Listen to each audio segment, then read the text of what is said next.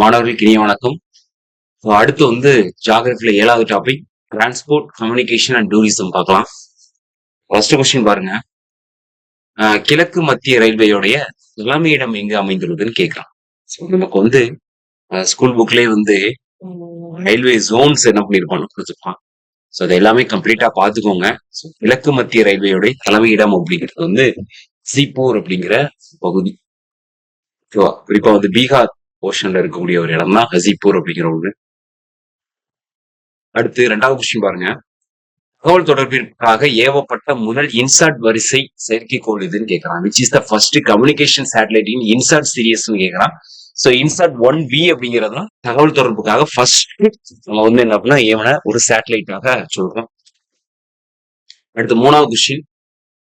தொலை நுண்ணுறவு மற்றும் புவியியல் தகவல் தொகுதி மூலமாக உயிரின பன்மையை பகுதியை அடையாளம் காண உருவாக்கப்பட்ட முறை என்ன? Which method has been use to identify biodiversity through the remote sensing and GS அப்படின்னு கேட்கறாங்க. கேப் அனாலிசிஸ் ஆல்ரெடி நம்ம லாஸ்டாவே ஒரு கொஸ்டின் பார்த்தோம்.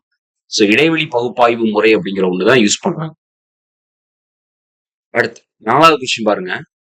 வேர் did the first suburban railway started in India? இந்தியாவுடைய முதல் புறநகர் ரயில்வே போக்குவரத்து எங்கு தொடங்கப்பட்டதுன்னா மும்பை 1925ல என்ன அப்படின்னா தொடங்கப்பட்ட ஒன்று. அடுத்து வந்து பாத்தீங்க அப்படின்னா இந்தியாவின் விரைவு அஞ்சல் சேவை எந்த ஆண்டில் அறிமுகப்படுத்தப்பட்டதுன்னு கேட்கறாங்க. 1975. அதாவது ஸ்பீடு போஸ்ட் சொல்லுவாங்க. குயிக் மெயில் சர்வீசஸ் அப்படிங்கிறது 1975ல இருந்து என்ன பண்றாங்கன்னு தொடங்கும். அடுத்த 6வது கொஸ்டின். பவன் ஹான்ஸ் வானுலங்கு ஊர்தி நிறுவனத்துடைய தலைமையிடம் எங்க இருக்கு அப்படின்னா டெல்லி, நியூ டெல்லி அப்படிங்கிறதா. இது ஒரு ஹெலிகாப்டர் நிறுவனம், சேவைகள் வழங்குது. குறிப்பா ஆயில், நேச்சுரல் கேசஸ் கம்பெனிக்கெல்லாம் வந்து பாத்தீங்கன்னா ரொம்ப ஹெல்ப்ஃபுல்லா இருக்கக்கூடிய ஒன்று. ஸோ அதான் பவன் ஹான்ஸ் வானுலக ஊர்தி அப்படின்னு சொல்றாங்க. ஸோ புதுடெல்லியில இருக்கு. 7வது கொஸ்டின். இந்தியாவுடைய உள்நாட்டு நீர்வழி போக்குவரத்து ஆணையம் எந்த ஆண்டு தொடங்கப்பட்டதுன்னு கேட்கறான். In which year inland water way authority was set up in Indiana 1986. நமக்கு ஸ்கூல் புக்கில் கூட நேஷனல் வாட்டர் வே 1, நேஷனல் வாட்டர் வே 2, நேஷனல் வாட்டர் வே 3 கொடுத்துருப்பாங்க. ஸோ நமக்கு நேஷனல் வாட்டர் வே 1ங்கிறது கங்கை பாகிரதி ரிவர்ல உள்ளது. நேஷனல் வாட்டர் வே 2ங்கிறது பிரம்மபுத்திரா ரிவர். நேஷனல் வாட்டர் வே 3ங்கிறது நம்ம கேரளால இருக்கக்கூடிய.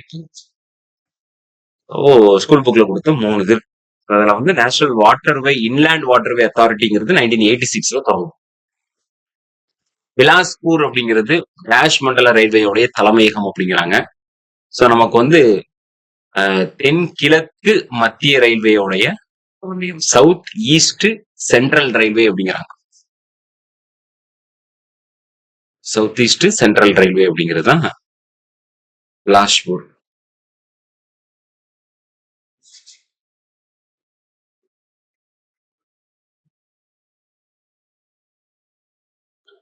அடுத்து வந்து மசக்கான் கப்பல் கட்டும் களம் அமைந்துள்ள இடம் என்னன்னு கேட்கான்.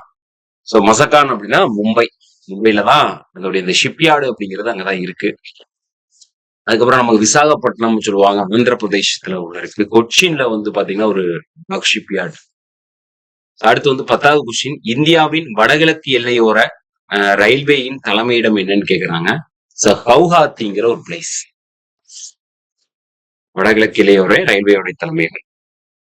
அடுத்து வந்து அகலப்பாதை ரயில்வேயோட அகலம் கேட்கறான். இது ஒவ்வொன்றும் இருக்கு. மீட்டர் பாதை, அகலப்பாதை அப்படின்னு சொல்லுவாங்க. ஸோ அகலப்பாதையோட ரயில்வேயோட அகலம் வந்து 1.676 மீட்டர் அப்படிங்கிறது வருது. அடுத்து இந்தியாவுடைய விமான நிலைய ஆணையம், அதாவது ஏர்போர்ட் அத்தாரிட்டி ஆஃப் இந்தியா அப்படிங்கிறது அதோடைய ஆகாய விமான பயிற்சி கல்லூரி எங்க அமைந்துள்ளது அப்படின்னா அலகாபாத்ல இருக்கு. கிட்டத்தட்ட 1994ல ஆரம்பிக்கப்பட்டது. ஏர்போர்ட் அத்தாரிட்டி ஆஃப் இந்தியாவும் சரி, அப்புறம் நேஷனல் ஹைவே அத்தாரிட்டி ஆஃப் இந்தியாவும் சரி, இதுமே வந்து பாத்தீங்கன்னா 1994 ஆரம்பிச்சு. பட் வந்து அதோடைய ட்ரைனிங் காலேஜ் எங்க இருக்குன்னு கேட்கறான். அலகாபாத்ல இருக்கு. அடுத்து இந்தியாவுடைய ரயில்வே மண்டலங்களுடைய மொத்த எண்ணிக்கை வந்து 18 மண்டலங்கள் கொடுத்துருக்கான். பட் ஸ்கூல் புக்ல 17 தான். 19 கிட்ட வந்துருது. பட் இருந்தாலும் வந்து லாஸ்டா கேட்ட கொஸ்டின்ல 18 மண்டலங்கள்னு கொடுத்துருக்கு. அடுத்து வந்து 14வது கொஸ்டின் பாருங்க. பிஎம், அதாவது பிரதான் மந்திரி கதி சக்தி என்பது பொருளாதார வளர்ச்சி மற்றும் நிலையான வளர்ச்சிக்கான மார்ச் அணுகுமுறையாகும். இது டேஷில் கவனம் செலுத்துகிறது அப்படின்னு கேட்கிறான். கதி சக்தி அப்படிங்கிற ஒரு அது வந்து எதுக்கு வந்து கவனம் செலுத்தணும்? மல்டி மாடல் கனெக்டிவிட்டி, பன்முக இணைவு அப்படிங்கிற ஒண்ணுக்கு கனெக்ட் பண்ணக்கூடியது. அதான் கதி சக்தி அப்படின்னு சொல்றோம். அடுத்து ஹிப்லியை தலைமையிடமாக கொண்ட ரயில்வே மண்டலம் என்ன அப்படின்னா தென்மேற்கு ரயில்வே மண்டலம்னா ஹிப்லின்னு சொல்லுவாங்க. சவுத் வெஸ்டர்ன் ரயில்வே ஜோன் அப்படிங்கிறது. 16 உதான் திட்டம் தொடங்கப்பட்டதோட முக்கிய நோக்கம் the main aim of the Udan scheme is launched to என்னன்னு கேட்கிறான். அதாவது மாநிலத்தின் நகரங்களை விமான போக்குவரத்து மூலம் இணைப்பது அப்படிம்பாங்க. குறிப்பா வந்து இந்த ஏழை எளிய மக்கள் வந்து விமான போக்குவரத்து பயன்படுத்தணும். சோ அவங்களுக்கு வந்து ஒரு எட்டாத கனியாவே இருக்கும். அவங்க வந்து யூஸ்வலா அவங்க வந்து பயன்படுத்தணுங்கிறதுக்காக கொண்டு வரப்பட்டது அந்த உதான் திட்டம் சொல்லுவாங்க. விமான போக்குவரத்து மூலம் இணைக்கக்கூடிய ஒன்று. அடுத்து எது இந்தியாவின் முதலாவது 6 வழி அதிவேக விரைவு பாதை? Indian first 6 lane high speed expressway Mumbai to Poona இருக்கு பாத்தீங்களா, இதுதான் ஃபர்ஸ்ட் ஒண்ணு.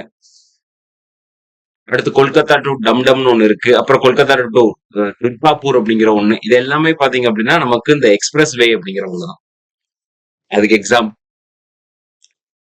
அடுத்து இந்திய விமான நிலையம் ஆணையம் எப்பொழுது அமைக்கப்பட்டது அப்படின்னு கொடுத்துருக்கான். ஸோ 1995 ஏப்ரல் 1 1995 வந்து என்ன அப்படின்னா ஆரம்பிக்கும்.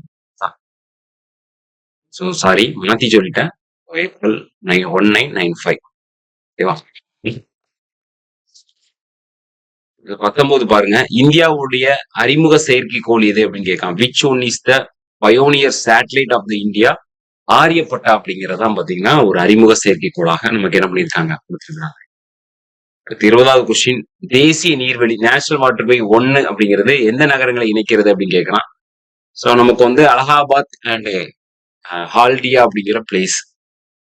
ஸோ இதை கனெக்ட் பண்ணக்கூடிய ஒண்ணுதான் நேஷனல் வாட்டர்வே 1. அடுத்து 21 மத்திய உள்நாட்டு நீர் போக்குவரத்து கழகத்துடைய தலைமையகம் எங்க அமைந்துள்ளதுன்னு கேட்கறான். The head quarters of the central inland water transport corporation limited எங்க இருக்கு அப்படின்னு கேட்கறான். சோ கொல்கத்தால என்ன செய்யுதுன்னு இருக்கு. 22 பாருங்க. எந்த 4 முக்கிய பெருநகரங்கள் தங்க நாற்கர திட்டத்தின் கீழ் இணைக்கப்பட்டதுன்னா உங்களுக்கு தெரியும். சோ தங்க நாற்கர சாலை அப்படிங்கிறது 1999 ஆரம்பிக்கப்பட்ட ஒன்று. இது முக்கியமான இடங்களை கனெக்ட் பண்ணக்கூடியது. டெல்லி, கொல்கத்தா, சென்னை அண்ட் மும்பையை கனெக்ட் பண்ணக்கூடிய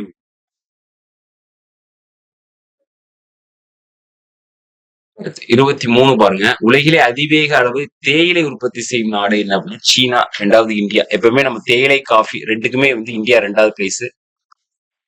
நமக்கு தேயிலைன்னு எடுத்துக்கிட்டோம் அப்படின்னா அஸ்ஸாம் அப்படிங்கறதா நமக்கு இந்திய மாநிலங்கள் அதிக உற்பத்தி செய்யக்கூடிய மாநிலமாக இருக்கு. அடுத்து 24 விவசாயத்திற்கு பயன்படுத்தப்படும் நீரினை சிக்கனமாக பயன்படுத்தக்கூடிய நுட்பம் என்ன அப்படின்னா மைக்ரோ இரிகேஷன் சொல்லக்கூடிய சிறிய அளவிலான நீர்ப்பாசனம் அப்படிங்கிறவங்கதான். கரும்பு விளைச்சலுக்கு உகந்த வெப்பம் என்னன்னு கேக்குறாமா. 20 இருந்து 30 டிகிரி செல்சியஸ் தான் கரும்பு விளைக்கிறது. நம்ம லாஸ்டா கூட பார்த்தோம். அதிக அளவு வந்து பாத்தீங்கன்னா நீர் வந்து எடுத்துக்கிடக்கூடிய ஒரு ஒண்ணுன்னா அது வந்து இந்த சுகர் கேன் சொல்லக்கூடிய கரும்பு தான் அப்படின்னு நம்ம பார்த்தோம் லாஸ்டா கொஸ்டின். அடுத்து இந்தியாவின் எந்த மாநிலம் மக்காச்சோளம் உற்பத்தியில முதலிடம் வைக்கிறது அப்படின்னா Karnataka. The first rank in maize production அப்படின்னு சொல்றாங்க. So Karnataka first. நமக்கு வந்து பாத்தீங்கன்னா பட்டு உற்பத்தியிலும் கர்நாடகம் தான் ஃபர்ஸ்ட் வரும். காஃபி உற்பத்தியிலும் ஃபர்ஸ்ட் கர்நாடகம். அடுத்து எண்ணெய் வித்துக்களினுடைய அரசன் என்று அழைக்கப்படுவது என்ன அப்படின்னா நிலக்கடலை. டவுனட் அப்படிங்கறதான் பாத்தீங்க அப்படின்னா அந்த கிங் ஆஃப் ஆயில் சீட்ஸ் அப்படின்னு என்ன பண்றாங்கன்னு சொல்றாங்க. அடுத்து வந்து பாத்தீங்கன்னா படியெடுக்கு வேளாண்மைன்னு சொல்லுவாங்கம்மா. பெஞ்ச் ட்ரெஸிங் அப்படின்னு சொல்லுவாங்க. அதாவது இது ஃபுல்லாவே மலை பகுதியில வந்து யூஸ் பண்ணக்கூடிய மெத்தட் தான் அந்த படியெடுக்கு வேளாண்மை அப்படிங்கிறது. இது குறிப்பா வந்து பாத்தீங்கன்னா நம்ம தமிழகத்துல ஊட்டி நிலக்கரியில யூஸ் பண்ணுவாங்க. தமிழ்நாட்டில் எந்த மாவட்டத்தில் உணவு தானியங்கள் அதிகமாக உற்பத்தி செய்கிறதுன்னு கேட்கிறாங்க. Which district of Tamil Nadu produce highest output of food grains? உணவு தானியங்கள் உற்பத்தியில் அதிகமா அப்படின்னா விழுப்புரம் அப்படிங்கிறதா வரும். அடுத்து வந்து சணல் உற்பத்தியில முதலிடத்தில் உள்ள இந்திய மாநிலம் உங்களுக்கு தெரியும் மேற்கு வங்கம். உலக அளவுல பாத்தீங்கன்னா பங்களாதேஷ் 2வது, நம்மளுடைய இந்தியால வந்து வரக்கூடிய மேற்கு வங்கம். இந்திய காய்கறி ஆராய்ச்சி மையம் the Indian vegetable research centre in located இது என்னன்னு கேட்கலாம். காய்கறி ஆராய்ச்சி மையம் அப்படிங்கிறது வாரணாசி உத்தரப்பிரதேசத்துல இருக்கு. 32 பாருங்க. இந்தியாவின் அதிகம் தேயிலை உற்பத்தி செய்யும் மாநிலம் ஆல்ரெடி சொன்னா அஸ்ஸாம் அப்படிங்கிற ஒண்ணு. 32வது கொஸ்டின் பாத்துருங்க. ஏலக்காய் உற்பத்தியில முன்னிலை வகிக்கும் இந்திய மாநிலம் கேரளா. நமக்கு நறுமண தீவு அப்படின்னே சொல்லுவாங்க கேரளா பகுதிய. அதனால ஏலக்காய் உற்பத்தியில முன்னிலை வைக்கக்கூடிய ஒரு இந்திய மாநிலமாக இருக்கு கேரளா. தேயிலை உற்பத்தி செய்யக்கூடிய மாநிலம் அஸ்ஸாம் இருக்கு. அடுத்து 34 பாருங்க, இந்தியாவுடைய இறால் தலைநகரம் சொல்றாங்க.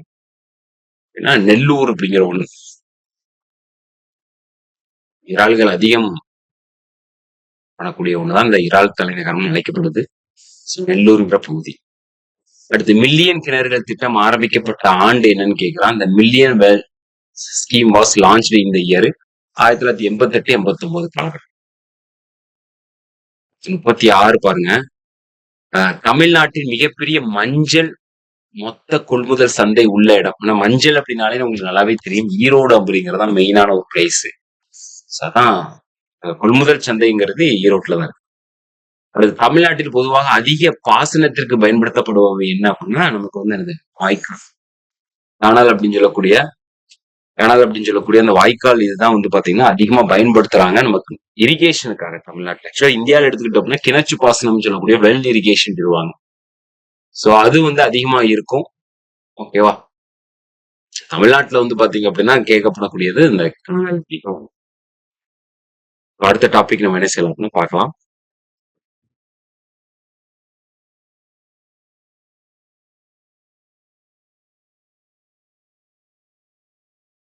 அடுத்து 8வது டாபிக் பாருங்கம்மா, social geography, population density and distribution அப்படிங்கிற டாபிக். இதோடைய கொஸ்டின் பாருங்க, உலக மக்கள் தொகை தினம் உங்களுக்கு தெரியும் ஜூலை 11ஆம் நாள். இது எந்த ஆண்டு முதல் கொண்டாடப்பட்டு வருகிறதுன்னு கேட்கலாம். 1989 இருந்து என்ன அப்படின்னா கொண்டாடப்பட்டு வருகிறது. அடுத்து 2வது கொஸ்டின் பாருங்க, among the union territory which is the highest and lowest density of the population India. இந்தியாவில் அதிகபட்சம் குறைந்த மக்களிடத்தை கொண்ட யூனியன் பிரதேசங்கள் என்ன அப்படின்னா, அதிக மக்களிடத்தை கொண்டது டெல்லி அண்ட் குறைந்த யூனியன் பிரதேசங்கள் கொண்டது வந்து பாத்தீங்கன்னா அந்தமான் நிக்கோபார் தீவு. அடுத்து 3வது கொஸ்டின், இந்தியாவில் மிக குறைந்த மக்கள் தொகை கொண்ட மாநிலம் என்ன அப்படின்னா சிக்கிம் அப்படிங்கிறதான். வந்து பாத்தீங்க அப்படின்னா least population state of India அப்படிங்கறத சொல்றாங்க சிக்கிம். அடுத்து மக்கள் தொகையோட தேக்க நிலை ஏற்பட்ட காலம் என்னன்னு கேக்குறாங்க. The period of the stagnant population occurredங்கிறது 1901 இருந்து 1921 வரைக்கும். 1901 இருந்து 1921 வரைக்கும் என்ன அப்படின்னா உள்ளதான். அதிக மக்கள் தொகை கொண்ட இந்திய மாநிலம் என்ன அப்படின்னா உத்தரப்பிரதேசம் நல்லாவே தெரியும். குறைந்த மக்கள் தொகை நம்ம ஆல்ரெடி பார்த்துட்டோம் சிக்கிம்ங்கிறது. அதிகம்னா உத்தரப்பிரதேஷ். அடுத்து வந்து மக்கள் தொகையோடைய செறிவு, அதாவது டென்சிட்டி ஆஃப் பாப்புலேஷன் அப்படின்னா என்ன அப்படின்னா ஒரு சதுர கிலோமீட்டர்ல வசிக்கக்கூடிய மக்களுடைய எண்ணிக்கையும் கேட்கறோம். ஒரு ஸ்கொயர் கிலோமீட்டர்ல வசிக்கக்கூடிய மக்களுடைய எண்ணிக்கை தான் நம்ம வந்து என்ன அப்படின்னா டென்சிட்டி ஆஃப் த பாப்புலேஷன் அப்படிங்கறத என்ன பண்றாங்கன்னா சொல்றாங்க. வந்து அடுத்த கொஸ்டின் பாருங்க, 7வது கொஸ்டின், 2011 இந்தியாவுடைய தனிநபருக்கு கிடைத்த நீரினுடைய அளவு என்ன அப்படின்னு கேட்கலாம். What is the per capita availability of the water in India on 2011 அடிப்படையில் தனிநபருக்கு கிடைக்கக்கூடிய நீரின் அளவு என்ன அப்படின்னு கேட்கலாம். 1545 கியூபிக் மீட்டர், 1545 கியூபிக் மீட்டர். இது 8வது, பிறப்பு விகிதம் டேஷுக்கு ஒரு ஆண்டில் நிகழும் நேரடி பிறப்புகளுடைய எண்ணிக்கை குறிக்கிறது. அதாவது 1000 மக்களுக்கு அப்படின்னு எடுப்பாங்க. 1000 மக்களுக்கு பிறக்கக்கூடிய குழந்தைகளுடைய எண்ணிக்கை. அடுத்து 9வது கொஸ்டின் பாருங்க, 2ஆம் தர நகர்ப்புற குடியிருப்புகளுடைய மக்கள் தொகை population size of class 2 urban settlement is the 50,000 இருந்து 99,999 வரைக்கும் என்ன அப்படின்னா இருக்கலாம் அப்படின்னு. அடுத்து 10, இந்தியாவில் நகரமயமாக்கல் துரிதமாக காணப்பட்ட காலம். Period which witnessed rapid urbanisation in India. 1961 அப்புறம் தான் பாத்தீங்கன்னா அதிகமா இந்த நகரமயமாக்கல் அப்படிங்கிறது நடந்திருக்கு. 1961 அப்புறம். அடுத்து 11 பாருங்க, 2011 மக்கள் தொகை கணக்கெடுப்பின்படி தமிழ்நாட்டுடைய மக்கள் தொகை இடத்தையும் கேட்கறாங்க. பாப்புலேஷன் டென்சிட்டி ஆஃப் தமிழ்நாடு அப்படின்னா 2011 சென்சஸ் ஒரு சதுர கிலோமீட்டருக்கு 585 பேர் என்ன செஞ்சிருக்காங்க இருந்திருக்காங்க. இந்தியாவில 382. அடுத்து வந்து எந்த தேசிய நெடுஞ்சாலை, எந்த நேஷனல் ஹைவே அப்படிங்கிறது வந்து ஆக்ராவை மும்பை கனெக்ட் பண்ணுறது அப்படின்னா நேஷனல் ஹைவே 3ங்கிறது கனெக்ட்.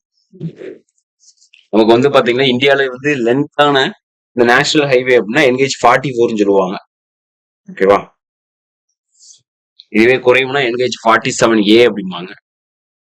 அடுத்து 1992 இந்திய அரசாங்கத்தால் விமான போக்குவரத்தில் அறிமுகப்படுத்தப்பட்ட திறந்த வான்வெளி கொள்கைங்கிற ஒண்ணு. Open sky policy introduce in 1992 of aviation by Indian government associated with சரக்கு போக்குவரத்துக்காக கார்கோ டிரான்ஸ்போர்ட்டுக்காக ஓப்பன் ஸ்கை பாலிசிங்கிறது 1992ல என்ன செஞ்சிருக்காங்கன்னா 14 பாருங்க, எந்த சிப்காட் நிறுவனத்தை தமிழ்நாடு அரசு புதிய வானூர்தி பாகங்களை உற்பத்தி செய்கிறது? Aircraft accessories manufacturing unit to be set up by government of Tamil Nadu is SIPCOT அப்படிங்கிற ஒண்ணு. ஸோ ஸ்ரீபெரும்புத்தூரோட சேர்த்துதான் என்ன செய்யறாங்கன்னா உதிரி பாகங்கள் தயாரிக்கிறது. அடுத்து இந்தியாவுடைய முதல் உயிரி எரிபொருள் விமானம் இவ்விரு நகர்களிடையே இயக்கப்பட்டது. அதாவது இந்தியாவுடைய first biofuel flight was operated between the Dehradun Delhi, இதுக்கு இடையில தான் ஓட்டி இருக்கிறாங்க பிளைட்டை. அடுத்து இந்தியாவுடைய முதல் மோட்டார் வாகன தொழிற்சாலை தொடங்கப்பட்ட இடம் குர்லா, மும்பை. இந்தியாவுடைய first automobile industry was started அட்னு கேக்குறான். ஸோ குர்லா, மும்பை அப்படிங்கிற ஒண்ணு. இந்தியாவில் மிக ஆழமான துறைமுகம் என்னன்னு கேக்குறான். விசாகப்பட்டினம், ஆந்திர பிரதேசத்துல இருக்கக்கூடிய விசாகப்பட்டினம் அப்படிங்கிற ஒண்ணு.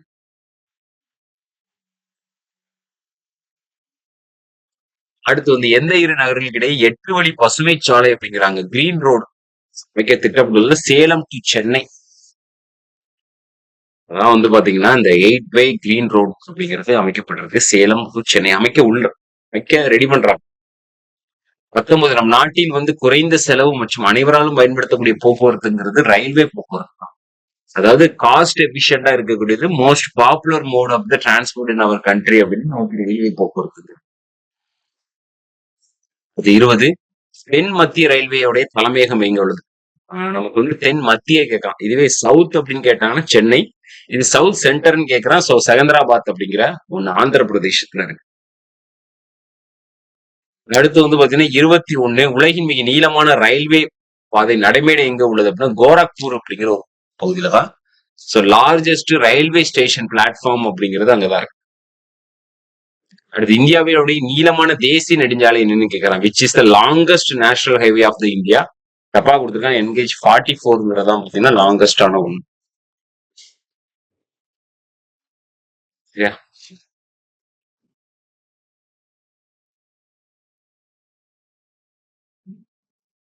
23 பாருங்க. சோ 2010-11ஆம் ஆண்டில் தமிழ்நாட்டில் உள்ள சாலைகளுடைய நீளம் என்னன்னு கேட்கறான். வந்து பாத்தீங்கன்னா 2,05,557 கிலோமீட்டர்ஸ். 24 இந்தியாவுடைய தொலைத்தொடர்பு சேவை நிறுவனம் எந்த ஆண்டு ஏற்படுத்தப்பட்டதுன்னு கேட்காங்க. Telecommunication consult Indian limited was set up இந்த விச் இயர்னு கேட்கறேன். 1978, 1978. இந்தியாவுடைய வான்வெளி போக்குவரத்து அறிமுகப்படுத்தப்பட்ட ஆண்டு. Air transport was introduce in India இந்த இயர் வந்து 1931ல தான் வந்து அறிமுகம். ஸோ ஃபர்ஸ்ட் வந்து பாத்தீங்கன்னா இந்த வான்வெளி போக்குவரத்துங்கிறது பிரிட்டிஷ் காலகட்டத்தில் ஆரம்பிச்சிருப்பாங்க. 1918 காலம். அதுல ஹென்ரி பிக்யூருங்கிற ஒருத்தர் வந்து கடித போக்குவரத்துக்காக ஆரம்பிச்சிருப்பாங்க. பட் இது வந்து ஜென்ரலா இந்தியாவுடைய வான்வெளி போக்குவரத்து ஏர் டிரான்ஸ்போர்ட்ங்கிறது 1931ல ஆரம்பிச்சிருக்காங்க. அடுத்து வந்து பாத்தீங்க அப்படின்னா இருப்பு பாதை இல்லாத இந்திய மாநிலம் என்னன்னு கேக்குறான். Which one of the following state of the India no railway line அப்படிங்கிறது சிக்கிம் அப்படிங்கிறவங்க கொடுத்துருக்காங்க. ஓல்டு கொஸ்டின் தான். இப்போ வந்து ஸ்கூல் புக்ல இந்த மாதிரி எதுவும் கொடுக்கல.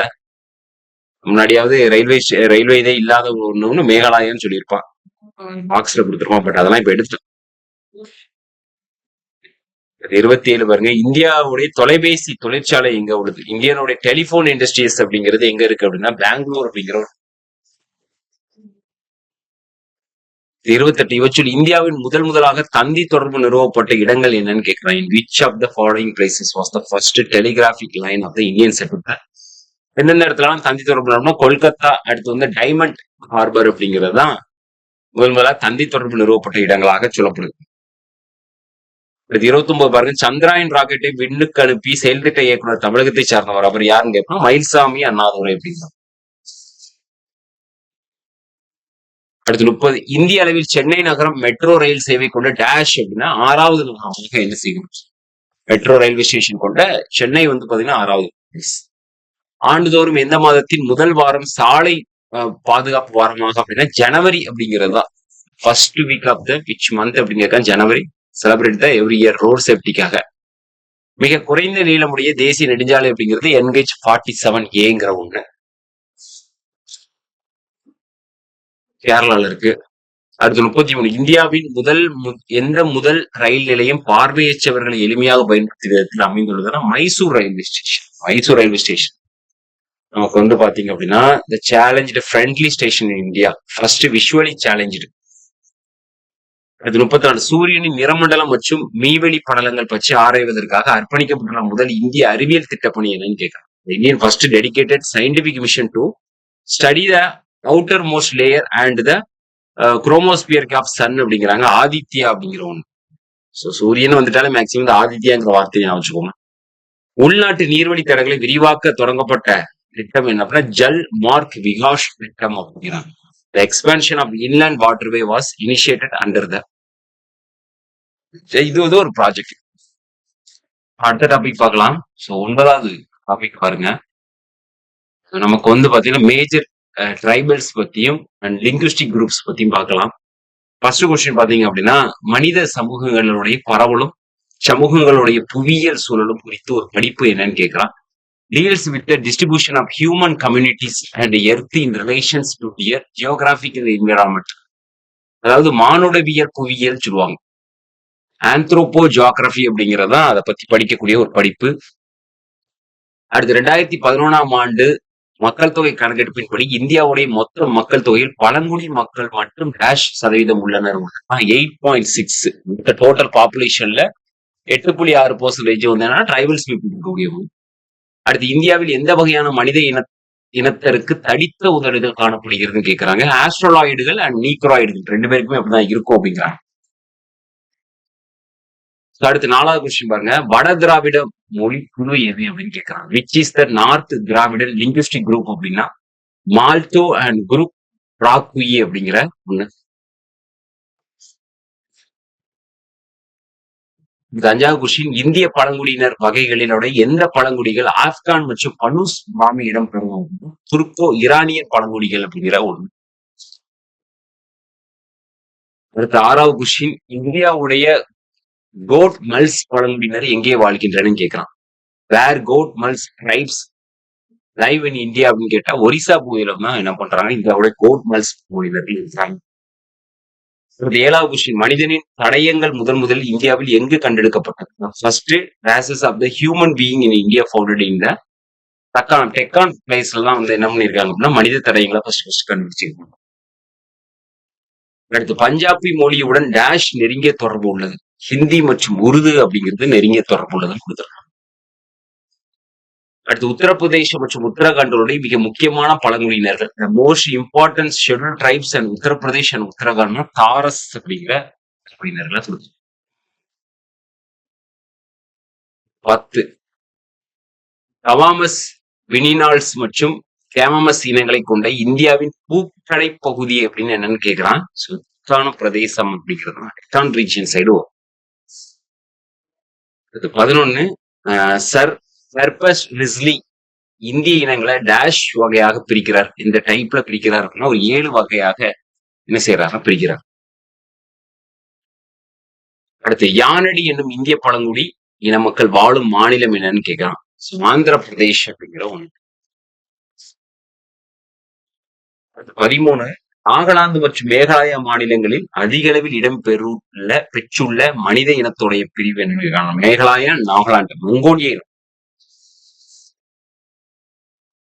அடுத்து ஹிந்தி மொழி எந்த குடும்பத்தை சார்ந்தது அப்படிங்கிறாங்க. இந்த இண்டோ யூரோப்பியன் ஃபேமிலி அப்படிங்கிற ஒண்ணு சார்ந்ததுதான் ஹிந்தி லாங்குவேஜ் அப்படிங்கிற ஒண்ணு. அடுத்து 18ஆம் நூற்றாண்டில் ப்ளூ மென்டெக்கின் 5 வகையான உலக மனித இன வகைப்பாடு இதன் அடிப்படையிலானது.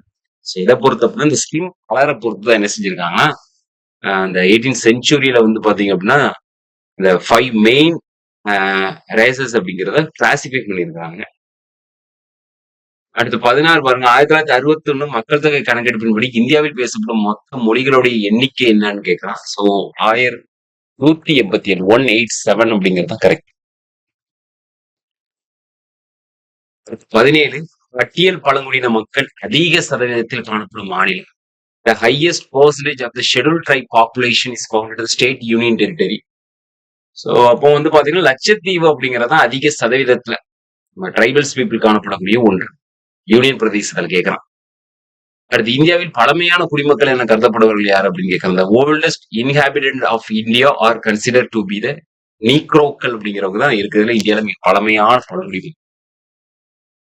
அடுத்து மனித இனங்களுடைய பீனோடைப் வகைப்பாடு, இந்த பீனோடைப் கிளாசிபிகேஷன் ஆஃப் ஹியூமன் அப்படிங்கிறத பரந்த அளவில் எது பொறுத்து பிரிச்சிருக்காங்கன்னா ஸ்கின்னை பொறுத்து தான் என்ன செஞ்சிருக்காங்கன்னா பிரிச்சிருக்காங்க.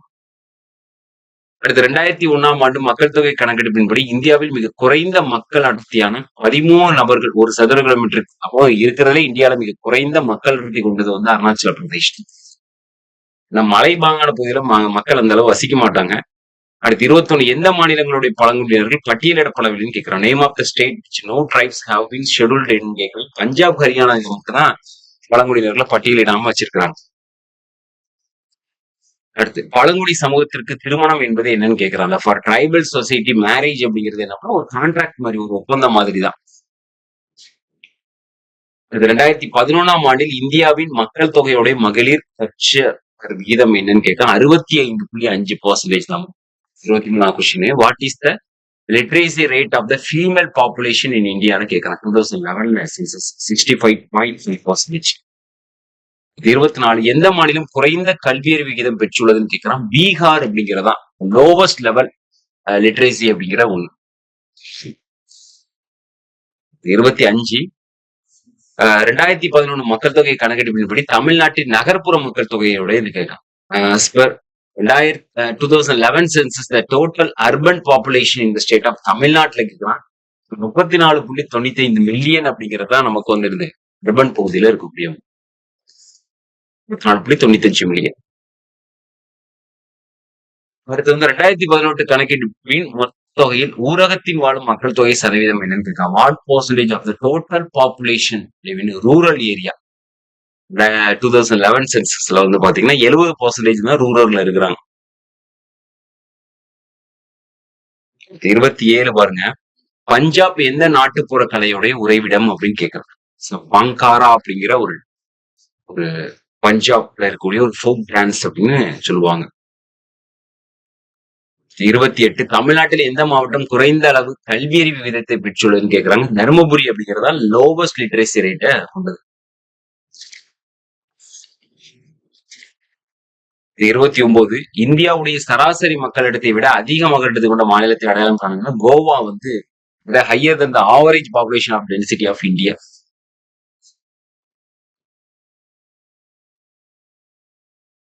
மக்கள் தொகை கணக்கெடுப்பின்படி 2001ல வந்து பாத்தீங்கன்னா இந்தியாவுடைய பால் வேறுபாடு விகிதம் 1000 ஆண்களுக்கு எத்தனை 935.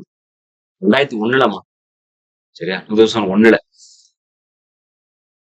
தேசிய மக்கள் தொகை பதிவு சார்ந்தது national population register in undertaking under the citizenship act 1955. அதுக்கப்புறம் சிட்டிசன்ஷிப் ரூல் வந்து 2003 அடிப்படையில் என்ன பண்ணிருக்காங்க பதிவு செஞ்சிருக்காங்க. 32வது கொஸ்டின் பாருங்க. 2011ஆம் ஆண்டு கணக்கெடுப்பின்படி தமிழ்நாட்டில் மொத்த படித்தவர்களுடைய சதவீதம் என்னன்னு கேட்கலாம்.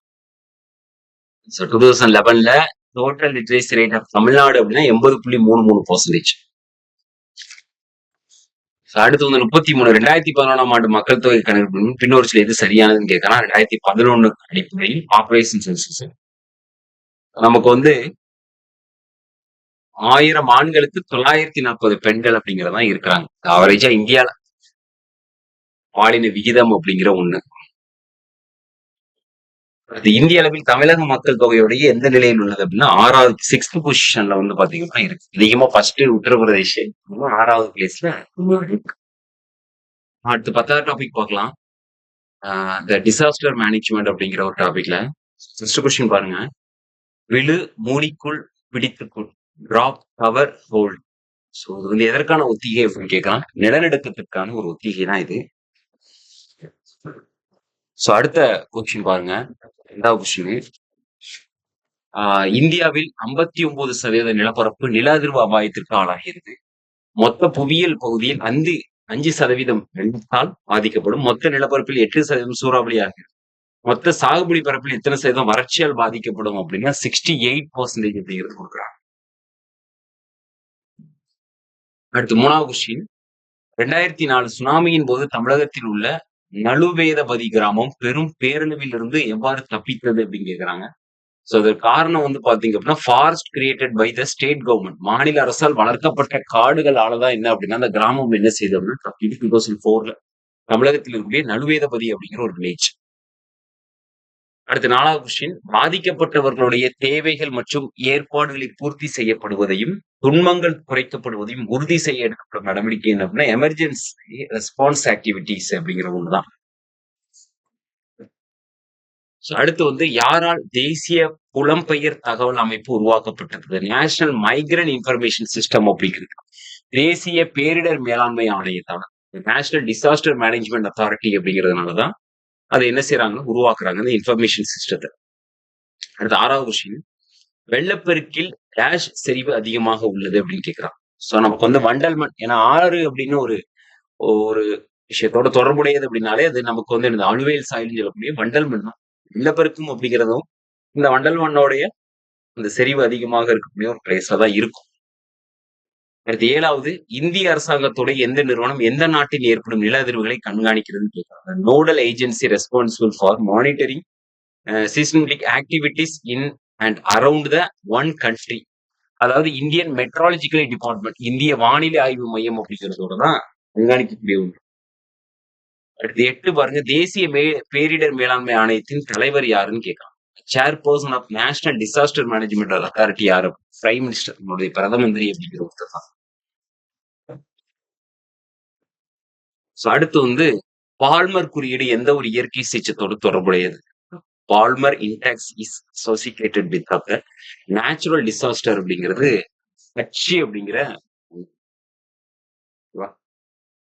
அதாவது வறட்சி அப்படின்னு சொல்லுவாங்க இது பேர். ஓகேவா? சோ அதான் அந்த பால்மர் குறியீடோடைய தொடர்புடைய ஒண்ணுதான் இந்த வறட்சி அப்படிங்கிற ஒண்ணு. அடுத்து 10வது கொஸ்டின் பாருங்க, கூட்டத்தின் திடீர் அவசரத்தால் மரணம் மற்றும் காயங்கள் ஏற்படுத்தும் நிகழ்வுக்கு பயன்படுத்தப்படும் சொல் என்ன? The term used for the event which causes death and injury due to the sudden rush of crowd. பாத்தீங்க அப்படின்னா ஸ்டாம்பைட் அப்படின்னு சொல்லக்கூடிய மிரல் பிறனோட்டம் அப்படின்னு சொல்லுவாங்க. அடுத்து வந்து பஞ்சம், பரவலான நோய் மற்றும் பட்டினியால் இறப்பிற்கு வழிவகுக்கும் வறட்சியுடைய வகை என்ன அப்படின்னா விவசாய வறட்சிமா, அக்ரிகல்ச்சர் டிராஃப்ட்னு ஒண்ணு. அடுத்து சர்வதேச சுனாமி தகவல் மையம் அமைந்துள்ள இடம் என்ன அப்படின்னா அமெரிக்கா. இன்டர்நேஷனல் லெவல்ல கேக்குறாங்க. நமக்கு வந்து ஹைதராபாத்ல இருக்கு ஒரு சென்டர். சோ இது வந்து இன்டர்நேஷனல் லெவல்ல அமெரிக்கால வந்து என்ன அப்படின்னா இருக்கு, யுஎஸ்ஏல. அடுத்து 13, எப்போது மழையானது திடீர் பெருமழை என்று அழைக்கப்படுகிறதுன்னு கேட்கான். சோ நமக்கு வந்து மழையோடைய லெவல் வந்து 100 mm அல்லது அதுக்கு மேலாக இருந்துச்சுன்னா இதுதான் கிளவுட் பிரஸ்ட் அப்படின்னு என்ன பண்ணுவாங்கன்னு சொல்லுவாங்க. அடுத்து வந்து இந்தியாவில் எந்த ஆண்டில் இமாலயா சுனாமி ஏற்பட்டதுன்னு கேட்கிறான். Himalayan tsunami acquired in India. So 2013 June 16 வந்து என்னன்னா ஏற்பட்டது. அடுத்துமா, இந்திய தேசிய பேரிடர் மேலாண்மையுடைய நிறுவனம் அமைந்துள்ள இடம் நியூ டெல்லியில இருக்கு. Disaster management in India, national institution of disaster management India new டெல்லியில இருக்கு. அடுத்து 16, நீர்த்தேக்கங்களை பாதுகாப்பது, அணை கட்டுவது, மனித ஆக்கிரமிப்புகளை அகற்றுதல் போன்ற தடுப்பு நடவடிக்கைகளை பாதுகாக்க முடியும். மேற்குறிப்பிடப்பட்ட விளக்கம் பின்வரும் இயற்கை பேரிடர்கள்ல எதை தடுக்கிறதுக்காக அப்படின்னா வெள்ளப்பெருக்கு ஃப்ளோட்டை வந்து என்னன்னா கண்ட்ரோல் பண்றதுக்காக உள்ளது. இது இந்தியாவின் 2வதாக அதிக அளவு பேசப்படும் மொழி. 17வது கொஸ்டின் கேட்கறான். சோ பெங்காலி அப்படிங்கிற ஒண்ணுதான் second most language spoken in India. Kathakali நடனம் இந்த மாநிலத்தில் சிறப்பு பெற்ற கொஸ்டின் பாருங்க. சோ கேரளம் அப்படிங்கிற ஒரு பகுதி. 19, இந்த பட்டியல் இனத்தவர் அதிகமாக காணப்படும் மாநிலம் என்னன்னு கேட்கலாம். The largest number of the scheduled caste மக்கள் அதிகம் காணப்படும் பஞ்சாப் பகுதி இருக்கு. 20, எந்த மாவட்டத்துல வந்து தோடர்கள் வாழ்கின்றன அப்படின்னா நமக்கு மேக்சிமம் தமிழகத்துல வந்து நீலகிரி டிஸ்ட்ரிக்ட்ல வந்து பாத்தீங்க அப்படின்னா அதிக அளவு ட்ரைபல்ஸ் பீப்புள் வசிப்பாங்க. சோ அதான் உதகமண்டலம், அது ஊட்டின்னு சொல்லுவாங்க பாத்தீங்களா, அந்த இடம்.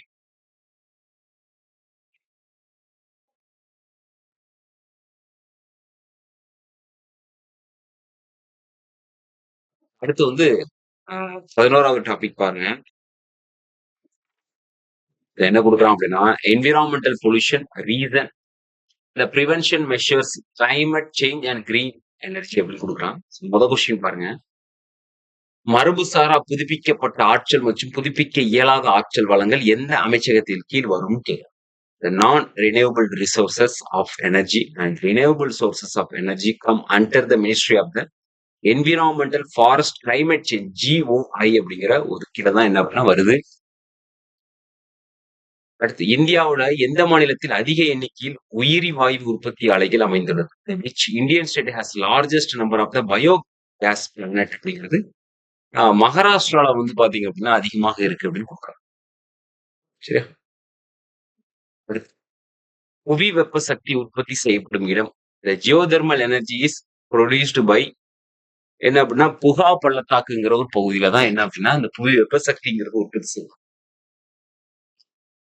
அடுத்து நீர் சுத்திகரிப்பு நிலையத்திற்கு பயன்படுத்தப்பட வேண்டிய மீசேர்ம அளவினை தீர்மானிக்க பயன்படுத்தப்படக்கூடிய முறை. Method use to determine the polymer to used for the water treatment plant அப்படிங்கிறது ஜாடி சோதனைன்னு சொல்லுவாங்க. ஜார் டெஸ்ட்ங்கிறவங்க யூஸ் பண்றாங்க. பசுமை ஆற்றலுடைய மிகப்பெரிய உற்பத்தியாளர் யாருன்னு கேக்குறாமா? சோ புனல் எனர்ஜி அப்படிங்கிற ஒண்ணு, இந்த ஹைட்ரோ பவர் அப்படிங்கிற ஒண்ணுதான். 6வது கொஸ்டின் பாருங்க. வெப்ப மாசுபாட்டின் காரணமாக நீர்நிலைகள் எவற்றின் செறிவு அதிக அளவில் குறையும் அப்படிங்கிறாங்க. குறைந்த ஆக்சிஜன், டிசால்வ்டு ஆக்சிஜன் அப்படிங்கிற ஒண்ணு. மரவெப்ப ஆற்றலுடைய ஆதாரம் என்பது என்ன? The sources of the dendrothermal energy அப்படிங்கிறதுடைய மூல ஆதாரம் என்னன்னு கேட்கனா பயோமாஸ் அப்படின்னு சொல்லக்கூடிய உயிர்த்திறன். 8வது ஓசோனை அழிக்கும் முக்கிய காரணி என்ன அப்படின்னா இந்த ஏரோசோல் அப்படின்னு சொல்லக்கூடிய தூசுக்குழல். நமக்கு வந்து குளோரோஃப்ளோரோ கார்பன், ஹைட்ரோஃப்ளோரோ கார்பன் வரும். அதோட சேர்த்து இந்த ஏரோசோல் அப்படிங்கிறது ரொம்ப முக்கியமான ஒண்ணுதான். அடுத்து சிகரெட் புகையில் உள்ள முதல்நிலை மாசு என்னன்னு கேட்க அந்த primary contaminant including the cigar smoke அப்படிங்கிற ஒண்ணு, கார்பன் மோனாக்சைடு அண்ட் பென்சீன் அப்படிங்கிறதான் வரும். ஏன்னா நமக்கு வந்து வண்டியில வந்து பாத்தீங்க அப்படின்னா சரியா பெட்ரோல் அண்ட் டீசல் வந்து எரியல அப்படின்னாலும் நமக்கு கார்பன் மோனாக்சைடு ஃபார்ம் ஆகும். CO சொல்லுவாங்க கார்பன் மோனாக்சைடு. 10 வெள்ளம் வறட்சி என்ற வடிவங்களில் புவி தட்பவெப்ப முறைகளின் பாதகமான மாற்றங்களை ஏற்படுத்தும் இயற்கை பேரழிவுகளை நிகழ காரணமாக இருக்கிறது எல்னினோ எஃபெக்ட் தான். இது தென்மேற்கு பருவக்காட்சி காலகட்டத்தில் மிகப்பெரிய ஒரு எஃபெக்டை வந்து உண்டு பண்ணக்கூடிய ஒன்று. 11 பாருங்க. சூரிய ஆற்றல் பயன்பாடுகளில் பொதுவாக உள்ள சவால்களை தீர்ப்பதற்காக விவாதிக்க உருவான சூரிய வளம் மிகுந்த நாடுகளுடைய கூட்டமைப்பு என்ன அப்படின்னா ISA சொல்லுவாங்க. இன்டர்நேஷனல் சோலார் அலையன்ஸ் அப்படிங்கிற 12வது கொஸ்டின். உயிரியல் நிகழ்தகவு மாறாக முதன்மையாக புள்ளி விவர முக்கியத்துவத்தின் அறிக்கைகளை அடிப்படையாக கொண்ட ஒரு மாசுபாட்டின் விளைவு சுற்றுச்சூழல் அல்லது உயிரியல் முக்கியத்துவத்தை ஒதுக்குதல் அப்படின்னா மால்ஸ்டிக் பொருத்தமின்மை அப்படிங்கிற ஒண்ணு. அமிலமலை எதனால் உருவாகுது அப்படின்னு கேக்குறாமா? So nitrous oxide, sulphur oxide, sulphur டை ஆக்சைடுன்னு சொல்லுவாங்க. NO2 அண்ட் SO2 ஆனால் உருவாகும். 14 புதுப்பிக்க வல்ல ஆற்றல் ஆதாரமாக காற்று செயல்முறைகளால் தொடர்ந்து நிரப்பப்படுகிறது என்னன்னா சுவாசம் அப்படிங்கிற ஒரு விஷயம். அடுத்து 15 புவி எதிர்வு இடைவெளி என்னும் கலைச்சொல் எதனை குறிக்கிறது? சீசமிக் கேப் அப்படின்னு சொல்லுவாங்க. இது வந்து ஒரு ரீஜியனை சொல்லக்கூடிய ஒன்று, பிரதேசம் அப்படின்னு சொல்லுவோம். கயாட் என்னும் கலைச்சொல்லுடன் தொடர்புடையது என்னன்னு கேக்குறாங்க. The term கயாட் இஸ் அசோசியேட்டட் அப்படிங்கிறது எனக்கு அந்த வல்கானா அப்படின்னு சொல்லக்கூடிய எரிமலையுடன் தொடர்புடைய ஒரு சொல்லுதான். அடுத்து 17 இந்தியாவுடைய வடக்கு மற்றும் வடமேற்கு பகுதியில் கோடை காலத்தில் பகல் நேரத்தில் வீசும் வலிமையான வெப்ப காற்று உங்களுக்கு தெரியும். இந்தியாவில வந்து அலக்காற்றுன்னே சொல்லுவாங்க இத. அப்படிப்பட்ட ஒரு காற்று தார் பாலைவனத்துல வீசக்கூடிய ஒரு காற்று லூ அப்படிங்கிற ஒரு காற்று.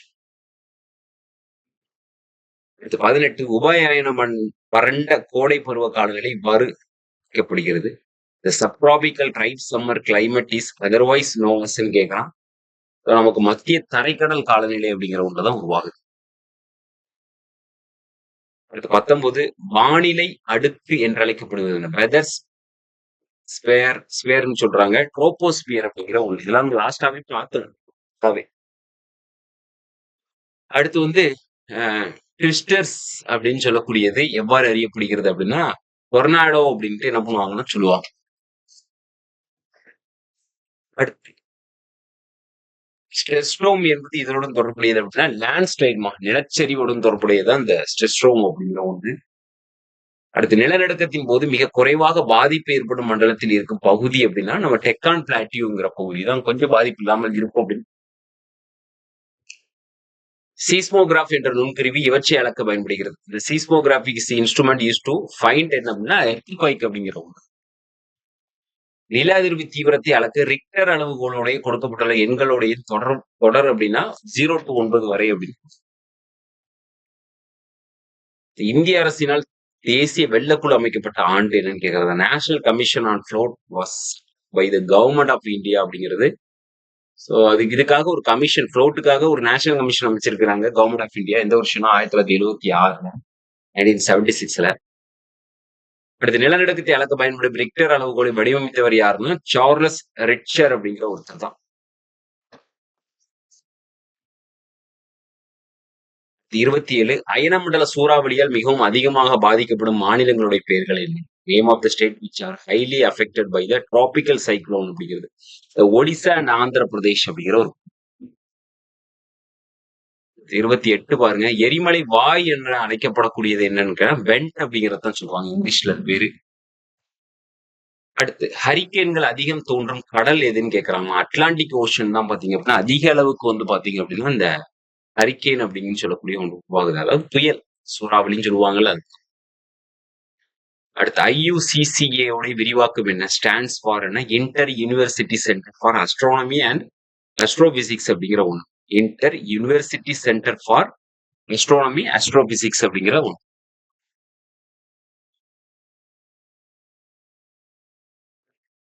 31 பாருங்க, தமிழ்நாட்டில் உள்ள கடலோர மக்களுக்கான சுனாமி நிலைத்த வாழ்வாதாரத்திற்கு டேஷ் உதவுகிறது அப்படிங்கிறாங்க. International fund for agriculture development அப்படிங்கிற ஒண்ணுதான். அந்த ஃபண்ட் தான் மக்களுக்கு என்ன அப்படின்னா உபயோகரமா இருக்கு. இது 32 மத்திய மாசு கட்டுப்பாட்டு வாரியத்துடைய கூற்றுப்படி 2005ல வந்து மின்னணு கழிவு உற்பத்தியை முதலிட வைக்கிற மாநிலம் என்ன அப்படின்னா மகாராஷ்டிரா. அதாவது வேஸ்ட் அப்படின்னு சொல்றாங்க. சென்ட்ரல் பொல்யூஷன் கண்ட்ரோல் போர்டு வந்து என்ன பண்ணிருக்கு அப்படின்னா அந்த 2005ல வந்து என்ன பண்ணிருக்காங்கன்னா அந்த கழிவு உற்பத்தியில ஃபர்ஸ்ட் வந்து பாத்தீங்க அப்படின்னா மகாராஷ்டிரா மின்னணு கழிவு. இது 33 பாருங்க, மத்திய மாசு கட்டுப்பாட்டு வாரியத்துடைய தலைமையிடம் இந்தியாவில் எங்கு உள்ளது அப்படிங்கிற டெல்லி. சோ பாத்தீங்கன்னா head quarters of the central pollution control போர்டோடைய சென்ட்ரல் லெவல்ல பார்க்கும்போது டெல்லியில இருக்கு. அடுத்து மத்திய மாசு கட்டுப்பாட்டு வாரியம் எந்த ஆண்டு அமைக்கப்படுது? இப்பதான் நம்ம பார்த்தோம். சென்ட்ரல் பொல்யூஷன் கண்ட்ரோல் போர்டு இது வந்து பாத்தீங்கன்னா நம்ம வந்து டெல்லியில இருக்குன்னு பார்த்தோம். எந்த வருஷம் அமைக்கப்பட்டதுன்னு கொடுத்துருக்கோம். 1974 அமைக்கப்பட்டது, 1974. அடுத்து வந்து பாத்தீங்கன்னா இடர்பாடு தரும் உயிரியல் மருத்துவ கழிவுகள் எம்முறையின் மூலம் அகற்றப்படுகிறது. பயோமெடிக்கல் வேஸ்ட் கேட்கறாங்க. அப்ப எரித்து சாம்பலாக்கள் தான் நமக்கு வந்து ஹாஸ்பிட்டல்ஸ்ல வெளிவரக்கூடிய அந்த வேஸ்டேஜ். அதை வந்து கண்டிப்பாக அந்த எரித்து சாம்பலாக்குதல் முறையில் மூலமா தான் அகற்ற முடியும். அது 36 புவியின் சராசரி வெப்பநிலை அப்படிங்கிறது கிட்டத்தட்ட ஃபேரன் ஹீட் எடுத்துக்கிட்டோம் அப்படின்னா 61 ஃபேரன் ஹீட்ல இருக்கு அப்படின்னு கொடுத்துருக்கு.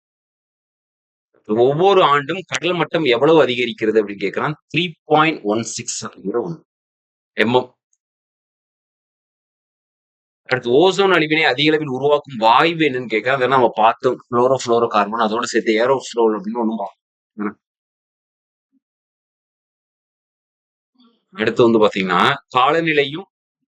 காலநிலை மாற்றத்தையும் சீராக்கி சமநிலைப்படுத்தும் காரணிங்கிறதும் ஓசன் அப்படின்னு சொல்லக்கூடிய பேராளி அப்படிங்கிறது கடலை சொல்றாங்க. அடுத்து புவி வெப்பமயமாதலின் பார்வையில் குழந்தை இயேசு என்ற பெயருடன் தொடர்புடையது என்ன அப்படின்னா எல்லினோ அப்படிங்கிற ஒன்று. அதுக்கு அர்த்தமே வந்து பாத்தீங்கன்னா குழந்தை இயேசுன்னு தான் சொல்லுவோம். சரியா? அடுத்து 41 இந்தியாவின் முதல் கார்பன் நடுநிலை மாவட்டம் என்னன்னு கேட்கணும். Which district of the Indian became the first ever carbon neutral district அப்படிங்கிறது மஜிலி அப்படிங்கிற ஒண்ணு. 42 பசுமையில விளைவு இதனால் உருவாக்கப்படுகிறது. இந்த greenhouse effect is caused by என்னன்னா கார்பன் டை ஆக்சைடு அப்படிங்கிறதா மெயினான பிரைமரி தான் CO2 அப்படிங்கிற ஒண்ணு. Okay, thank you.